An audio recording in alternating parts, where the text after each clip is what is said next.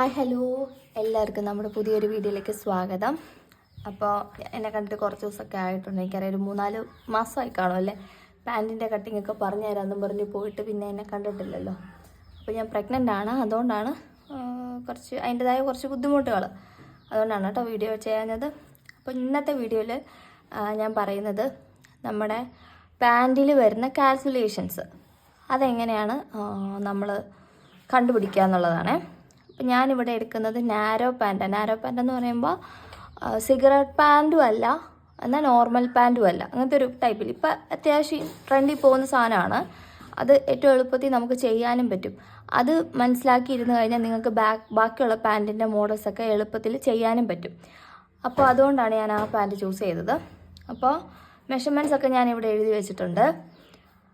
ഒന്നാമത്തെ കാര്യം, എന്താ പറയുക, നമ്മൾ കഴിഞ്ഞ വീഡിയോയിൽ കാണിച്ചിട്ടുണ്ടായിരുന്നു അളവൊക്കെ എങ്ങനെ എടുക്കേണ്ടതെന്നുള്ളത്. അതൊന്ന് കാണുക. അത് കണ്ടിട്ട് ഇത് കാണാം. ഓക്കെ. അപ്പോൾ ചെറിയ എന്തെങ്കിലുമൊക്കെ സൗണ്ട് അവിടുന്ന് ഇവിടുന്നൊക്കെ കേൾക്കുവാണെങ്കിൽ ഇഗ്നോർ ചെയ്തേക്കാം കേട്ടോ. അപ്പോൾ ശരി. അപ്പോൾ നമ്മൾ എടുത്തിരിക്കുന്ന മെഷർമെൻ്റ് എന്നൊക്കെ പറയുന്നത്, ടോട്ടൽ ലെങ്ത് എന്ന് പറയുന്നത് 36 ഇഞ്ചാണ്. വേസ്റ്റ് റൗണ്ട്, അതായത് അരവണ്ണം 27 ഇഞ്ചാണ്. ഹിപ്പ് റൗണ്ട് വരുന്നത്, മറ്റേ ബട്ടക്സിൻ്റെ ഏരിയ, അവിടുത്തെ വണ്ണം എന്ന് പറയുന്നത് 36 നീ ലെന്ത്, മുട്ട് വരെയുള്ള ഇറക്കം 21 ഇഞ്ചും. നീ റൗണ്ട്, മുട്ടിൻ്റെ അവിടുത്തെ വണ്ണം 15 ഇഞ്ചും. ഓപ്പൺ എന്ന് പറയുന്നത് നമ്മുടെ കാലിൻ്റെ അവിടെ, കണങ്കാലിൻ്റെ ഒക്കെ അവിടുത്തെ അത് 12 ഇഞ്ചും. ക്രോച്ചിൻ്റെ മെഷർമെൻറ്റ് വരുന്നത് 11 ഇഞ്ചുമാണ്. ഈ ക്രോച്ച് എന്നുള്ളത് ഭയങ്കര ഇമ്പോർട്ടൻ്റ് ആണ്. അപ്പോൾ അത് ഇമ്പോർട്ടൻ്റ് ആവാൻ കാര്യം എന്താ, ക്രോച്ചിൻ്റെ ലെങ്ത് കറക്റ്റ് അല്ലെന്നുണ്ടെങ്കിൽ എല്ലാ പ്രശ്നങ്ങളും വരും. പാൻറ്റ് കയറിപ്പോവും, പാൻറ്റ് ഇറങ്ങിപ്പോവും, പിന്നെ പ്രോപ്പറായിട്ട് സീറ്റിങ് കിട്ടത്തില്ല, ആകപ്പാടെ എല്ലാം പ്രശ്നമായിരിക്കും. പാൻറ്റിൽ ഈ നാരോ പാൻറ്റ്, സിഗരറ്റ് പാൻറ്റ് അങ്ങനെയൊക്കെ, അല്ലെങ്കിൽ ഫോർമൽ പാൻറ്റ്, ഇതിലൊക്കെ ഏറ്റവും ഇമ്പോർട്ടൻ്റ് ഈ ക്രോച്ചിൻ്റെ കാൽക്കുലേഷനാണ് കേട്ടോ. ബാക്കിയൊക്കെ നമുക്ക് ഒരുവിധമൊക്കെ അഡ്ജസ്റ്റ് ചെയ്തൊക്കെ എടുക്കാൻ പറ്റും. പക്ഷേ ഈ ക്രോച്ചിൽ എന്തെങ്കിലും പ്രശ്നം വന്നാൽ അത് ഭയങ്കര ബുദ്ധിമുട്ടായിട്ട് വരും. അപ്പോൾ ഈ ക്രോച്ചിൻ്റെ കാൽക്കുലേഷൻ നിങ്ങളൊരു ബേസിക്ക് നിങ്ങൾക്ക് കിട്ടിക്കഴിഞ്ഞ് കഴിഞ്ഞാൽ നിങ്ങൾക്ക് ബാക്കിയുള്ളതിനകത്തൊക്കെ എന്തൊക്കെ വേരിയേഴ്സ്, അതായത് എത്ര കൂട്ടണം, എത്ര കുറയ്ക്കണം, മറ്റുള്ള പാൻറ്റുകളിൽ, മറ്റുള്ള മോഡൽസിൽ നമുക്ക് എന്തൊക്കെ ചെയ്യണം എന്നുള്ളത് നിങ്ങൾക്ക് ഏകദേശം ഒരു ഐഡിയ കിട്ടും. ഓക്കെ. അപ്പോൾ നമുക്ക് ആ കാൽക്കുലേഷൻ ആദ്യം മനസ്സിലാക്കാം. അപ്പോൾ നിങ്ങൾ എന്താ പറയുക, ഞാനിപ്പം ഒരു എക്സാമ്പിൾ പറയുകയാണെന്നുണ്ടെങ്കിൽ, ഇപ്പം നമുക്കറിയാം മാത്സിലൊക്കെ കുറേ ഫോർമുലാസ് അല്ലെങ്കിൽ ഇക്വേഷൻസ് ഒക്കെ ഉണ്ടല്ലേ. ഇപ്പോൾ എന്താ സർക്കിളിൻ്റെ ഏരിയ ഒക്കെ കണ്ടുപിടിക്കാം, പൈ സ്ക്വയർ എന്നൊക്കെ പറയുന്ന പോലെ അതൊരു എന്താ പറയുക, കോൺസ്റ്റൻ്റ് ആണ്. ആ ഒരു കാൽക്കുലേഷൻ എന്ന് പറയുന്നത് എപ്പോഴും ആ ഏരിയ കണ്ടുപിടിക്കുക, സർക്കിളിൻ്റെ ഏരിയ കണ്ടുപിടിക്കാൻ വേണ്ടിയിട്ട് ആ ഇക്വേഷൻ എപ്പോഴും കോൺസ്റ്റൻ്റ് ആണ്. നമുക്ക് വേരിയേഷൻ ഒന്നും ചെയ്യാൻ പറ്റത്തില്ലല്ലോ. പക്ഷേ ഈ സ്റ്റിച്ചിങ്ങിൽ നമ്മൾ കാൽക്കുലേഷൻസ് യൂസ് ചെയ്യുന്നുണ്ടല്ലോ, ഇക്വേഷൻസ് യൂസ് ചെയ്യുന്നുണ്ട്. പക്ഷേ എല്ലായിടത്തും അതുകൊണ്ട് അപ്ലൈ ചെയ്യാൻ പറ്റത്തില്ല. എല്ലായിടത്തും അത് അപ്ലൈ ചെയ്താൽ സക്സസ് ആവണമെന്നുമില്ല. ഇപ്പം ഞാൻ പറയാം, നമ്മൾ പൊതുവേ യൂസ് ചെയ്യുമല്ലോ, ഏതാ, ഷോൾഡർ കണ്ടുപിടിക്കാൻ വേണ്ടിയിട്ട് അപ്പർ ചെസ്റ്റ് ഡിവൈഡ് ബൈ 6 എന്നുള്ളൊരു കാൽക്കുലേഷൻ.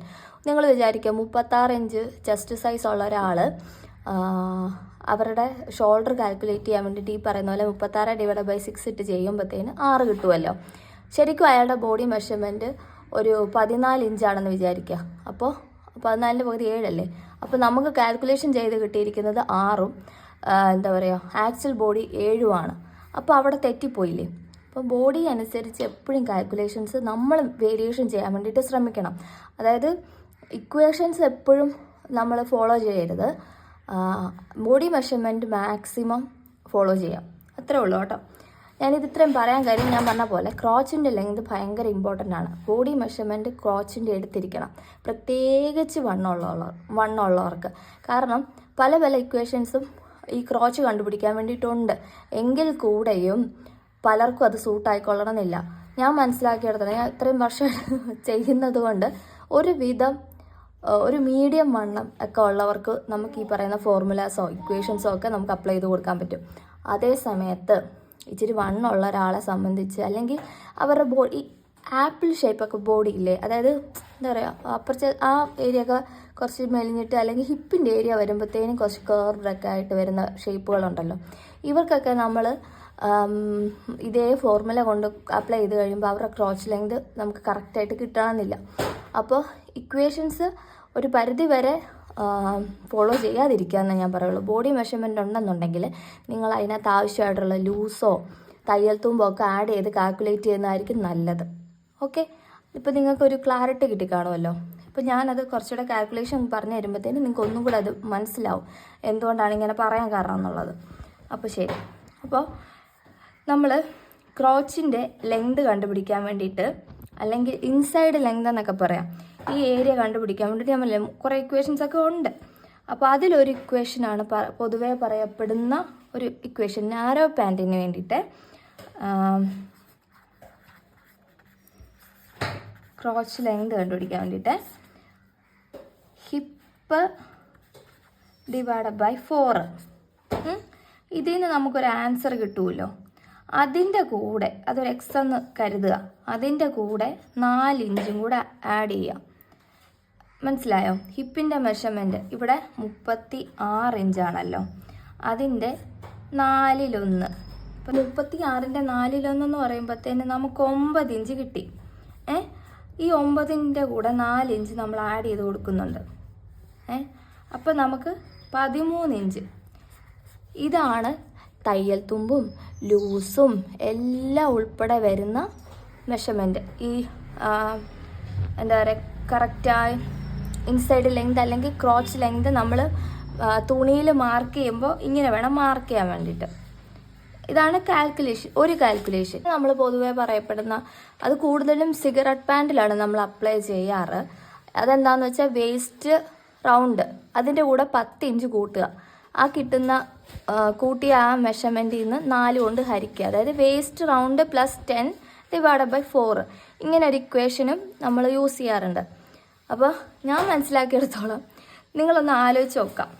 നമ്മൾ ഈ വേസ്റ്റ് റൗണ്ട് അല്ലെങ്കിൽ ഹിപ്പ് റൗണ്ട് എന്ന് പറയുന്നത് ബോഡിയിൽ, ഞാൻ ഒരു ഉദാഹരണത്തിന് ഒരു ബോഡി വരയ്ക്കുകയാണ്. എൻ്റെ ബോഡി വരെയൊക്കെ കണക്കാണ്, എന്നാലും നിങ്ങളതൊന്ന് സഹിക്കുക. ഇങ്ങനെയൊക്കെയാണോ ഈശ്വര?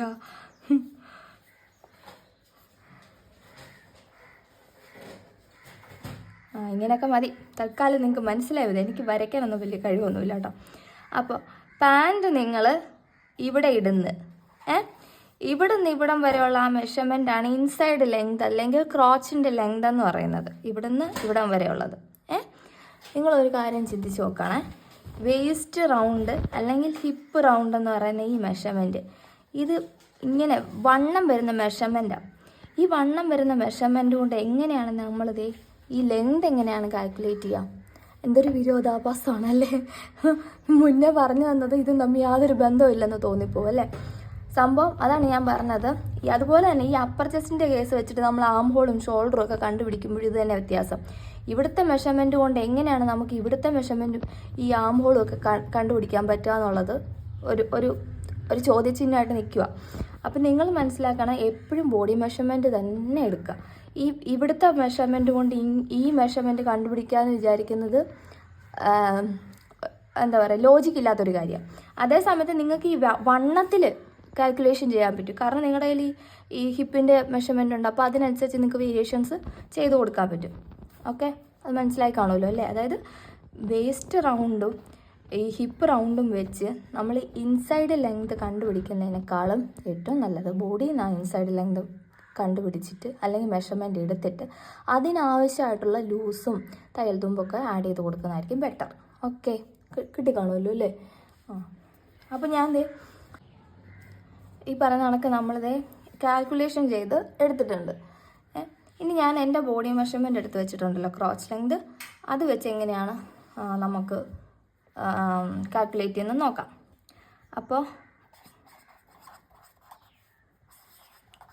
ക്രോച്ച് ലെങ്ത് എന്ന് പറയുന്നത് ബോഡിയിൽ നിന്ന് കിട്ടിയിരിക്കുന്നത് 11 ഇഞ്ചാണ്. ഇനി പാൻറ്റ് തയ്ക്കുമ്പോഴത്തേന് നമുക്ക് ഈ പറഞ്ഞ പോലെ ഈ ഇവിടം തൊട്ട് ഇവിടം വരെയാണല്ലോ ഈ ക്രോച്ചിൻ്റെ ലെങ്ത് പറയുന്നത്. അപ്പോൾ നമുക്ക് തയ്യൽ തുമ്പായിട്ട് ഇവിടെയൊക്കെ ബാൻഡൊക്കെ അറ്റാച്ച് ചെയ്ത് കൊടുക്കുന്നത് അതൊക്കെ വേറെ. പക്ഷെ അഡീഷണലായിട്ട് നമുക്ക് ഒരു തയ്യൽ തുമ്പ് വേണ്ടി വരുന്നത് ഈ ക്രോച്ചിൻ്റെ ഈ ഏരിയയിലാണേ. ഇങ്ങോട്ടൊക്കെ എന്ന് പറഞ്ഞു കഴിഞ്ഞാൽ നമ്മൾ ബാൻഡൊക്കെ അറ്റാച്ച് ചെയ്ത് കൊടുക്കുന്നതിനോ അങ്ങനെയുള്ള കേസിൽ മാത്രം നമുക്കത് ശ്രദ്ധിച്ചാൽ മതി. അല്ലാത്ത പക്ഷം ക്രോച്ചിൻ്റെ ലെങ്ത്, ടോട്ടൽ ലെങ്ത് കാൽക്കുലേറ്റ് ചെയ്യുമ്പോഴത്തേനും നമുക്ക് എക്സ്ട്രാ തയ്യൽ തുമ്പ് ഇവിടെ മാത്രമേ നമ്മൾ ആലോചിക്കേണ്ടതായിട്ടുള്ളൂ. അപ്പോൾ പൊതുവെ 1/4 ഇഞ്ചോ 1/2 ഇഞ്ചോ 3/4 ഇഞ്ചോ ഇത്രയും 3/4 ഇഞ്ചൊന്നും പോകണ്ട, 1/4 ഇഞ്ച് തൊട്ട് 1/2 ഇഞ്ച് വരെയൊക്കെ മതി ശരിക്കും പറയുകയാണെങ്കിൽ ഒരു തയ്യൽ തുമ്പായിട്ട് കൊടുക്കേണ്ടത്. നമുക്കതൊരു 1/2 ഇഞ്ച് എന്നുള്ള പോലെ കരുതാം. പോയിട്ട് നമുക്ക് എന്തോരം ലൂസ് വേണം, ആ ഒരു എന്താ പറയുക, ആ പാറ്റേണിനൊത്ത പോലെ എന്തോരം ലൂസ് വേണം എന്നുള്ളത് നമുക്ക് ഫിക്സ് ചെയ്യാം. മനസ്സിലായില്ലേ? ഇതിപ്പോൾ നിങ്ങൾക്ക് നാരോ പാൻറ്റിന് എന്താ പറയുക, ഈ 13 ഇഞ്ച് തന്നെ എൻ്റെ ബോഡി മെഷർമെൻറ്റിന് മതി. നമുക്ക് ഈ കാൽക്കുലേഷൻ ചെയ്തെടുത്ത 13 ഇഞ്ച് എന്നുള്ളത് മതി. അതേസമയത്ത് ഒരു ചുരി ബോട്ടം ആണെങ്കിൽ അതിനേക്കാൾ ഒരു 1-2 ഇഞ്ച് കൂടുതൽ.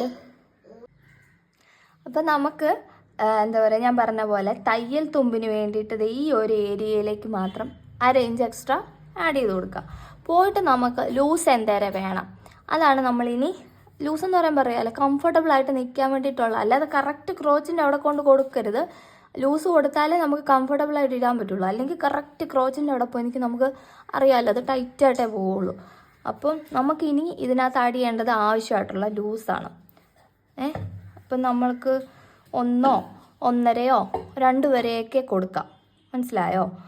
അപ്പം ഞാനിവിടെ എനിക്കിപ്പോൾ 2 ഇഞ്ച് ലൂസ് വേണമെങ്കിൽ 2 ഇഞ്ച് കൊടുക്കാം. ഞാനിവിടെ ഇപ്പോൾ 1.5 കൊടുക്കുന്നുള്ളേ. അപ്പോൾ എത്രയായി? ഇതിങ്ങനെ എഴുതാം. 11.5 12.5 13. ഇത് നിങ്ങളുടെ ഇഷ്ടമാണേ. ഈ ലൂസ് എന്നുള്ളത് നമ്മുടെ ഇഷ്ടമാണ്. നിങ്ങൾക്ക് എന്തായാലും ലൂസ് വേണം എന്നുള്ളത് നിങ്ങളാണ് തീരുമാനിക്കേണ്ടത്. അത് ഈ പറഞ്ഞ പോലെ എന്തായാലും 1.5 ഇഞ്ച് മിനിമം, 1.5 അല്ലെങ്കിൽ 2 ഇഞ്ച് നിങ്ങൾ മിനിമം കൊടുത്തിരിക്കണം. ഒരു മീഡിയം വണ്ണം ഉള്ള ഒരാൾക്ക് ഈ 1.5 നിങ്ങൾക്ക് കൊടുക്കാം. ഇച്ചിരി വണ്ണം കൂടുതലുള്ള ആൾക്ക് 2 ഇഞ്ചോ 2.5 ഇഞ്ചോ ഒക്കെ നിങ്ങൾക്ക് കൊടുക്കാം. അത് മാത്രം ഒന്ന് ശ്രദ്ധിച്ചാൽ മതി ഈ പറയുന്ന ബോഡി മെഷർമെൻറ്റിൻ്റെ കേസിൽ. ഇനി എപ്പോഴും ഈ കാൽക്കുലേഷൻ ചെയ്തെടുക്കുന്ന മെഷർമെൻറ്റും നമ്മൾ ബോഡിയിൽ നിന്ന് എടുക്കുന്ന ഈ മെഷർമെൻറ്റും സെയിം ആയിക്കൊള്ളണമെന്നില്ല. ഇപ്പോൾ ഇത് കറക്റ്റായി വന്നു, പക്ഷെ എല്ലാ കേസിലും അങ്ങനെ സംഭവിക്കണമെന്നില്ല. ഇപ്പം ഞാൻ പറയട്ടെ, എനിക്ക് കുറച്ചുകൂടെ ലൂസ് വേണം തോന്നുക, ഞാനൊരു 1/2 ഇഞ്ചും കൂടെ കൂട്ടുമ്പോൾ ഇവിടുത്തെ 1/2 ഇഞ്ച് കൂടിയില്ലേ. അതേസമയത്ത് ഇവിടെ അങ്ങനെ കൂട്ടാൻ പറ്റത്തില്ല. ഈക്വേഷൻ ഫോളോ ചെയ്യുകയാണെങ്കിൽ ഇത്രയേ ഉള്ളൂ. പിന്നെ ഇനി അഥവാ ക്രോച്ചിൻ്റെ ലെങ്ത് ബോഡിയിൽ നിന്ന് കിട്ടുന്നത് ഒരു 12 ഇഞ്ചാണെന്ന് വിചാരിക്കുക. അപ്പോൾ ഇവിടുന്ന് വീണ്ടും മെഷർമെൻറ്റ് മാറിയല്ലേ, കാൽക്കുലേഷൻ ചെയ്തെടുക്കും, അല്ലെങ്കിൽ നമ്മൾ ആ ലൂസൊക്കെ ആഡ് ചെയ്ത് വരുമ്പോഴത്തേന് ഇവിടെ 14 ഇഞ്ചായി. പക്ഷെ അപ്പോഴും ഹിപ്പിൻ്റെ റൗണ്ട് 36 തന്നെയാണെന്നുണ്ടെങ്കിൽ ഈ 13 തന്നെ നിൽക്കുകയുള്ളൂ.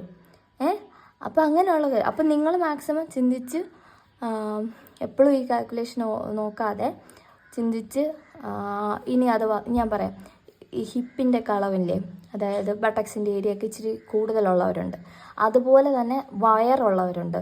ഇങ്ങനെയുള്ളവർക്കൊക്കെ ഇപ്പോൾ ഇച്ചിരി ഞാൻ പറഞ്ഞില്ലേ 2.5 3 വരെയൊക്കെ നിങ്ങൾക്ക് കൊടുക്കാം. അത് ആ വണ്ണം നോക്കിയിട്ട് അവർക്കത് നമ്മൾ ഈ മെഷർമെൻറ്റ് ഞാൻ മെഷർമെൻറ്റ് എടുക്കുന്ന വീഡിയോയിൽ കാണിച്ചു തന്നിട്ടുണ്ടല്ലോ, അതെങ്ങനെ ക്രോച്ചിൻ്റെ മെഷർമെൻറ്റ് എടുക്കുക എന്നുള്ളത്. അപ്പം നിങ്ങൾ മനസ്സിൽ നോക്കുക, വണ്ണമുള്ള ആളാണോ അല്ലെങ്കിൽ അവരുടെ ബോഡി ടൈപ്പ് എങ്ങനെയാണെന്നുള്ളത് നിങ്ങൾ നോക്കി മനസ്സിലാക്കുക. എന്നിട്ട് നിങ്ങൾ അതനുസരിച്ച് ലൂസിൻ്റെ കാര്യം കേട്ടോ ഞാൻ ഇത്രയും നേരം പറയുന്നത്, എന്തോരം ലൂസ് നമ്മൾ കൊടുക്കണം എന്നുള്ളത്. ഇനി നമ്മൾ ക്രോച്ചിൻ്റെ ഈ ലെങ്ത് കണ്ടുപിടിച്ച പോലെ തന്നെ ഈ ക്രോച്ച് വന്ന് അവസാനിക്കുന്നതിൻ്റെ ഇവിടുത്തെ വണ്ണം, അത് ക്ലോത്തിൽ എന്തേലും മാർക്ക് ചെയ്യണം എന്നുള്ളതും നമ്മൾ അറിഞ്ഞിരിക്കണം. ഇവിടുത്തെ വണ്ണമാണ് ക്രോച്ചിൻ്റെ ഇവിടെ വരുന്ന ഈ വണ്ണം. അപ്പോൾ അത് കണ്ടുപിടിക്കാൻ വേണ്ടിയിട്ടുള്ള ഇക്വേഷൻ എന്ന് പറയുന്നത് ഹിപ്പ് ഡിവൈഡഡ് ബൈ 3 ആണ് ക്രോച്ചിൻ്റെ വിട്ട്. Hip divided by 3. ഇപ്പോൾ 36 ഇഞ്ചാണെങ്കിൽ അതിനെ 3 കൊണ്ട് ഹരിക്കുക, 12 ഇഞ്ച്. ഇതായിരിക്കണം വിട്ട് വരേണ്ടത്. അപ്പം ഇത് മനസ്സിലാക്കി വേണം നമ്മൾ മാർക്കിങ്ങിലേക്ക് കടക്കാൻ വേണ്ടിയിട്ട്. ബാക്കിയുള്ളതൊക്കെ നമുക്ക് മാർക്ക് ചെയ്യുമ്പോഴത്തേനും കാണാവേ.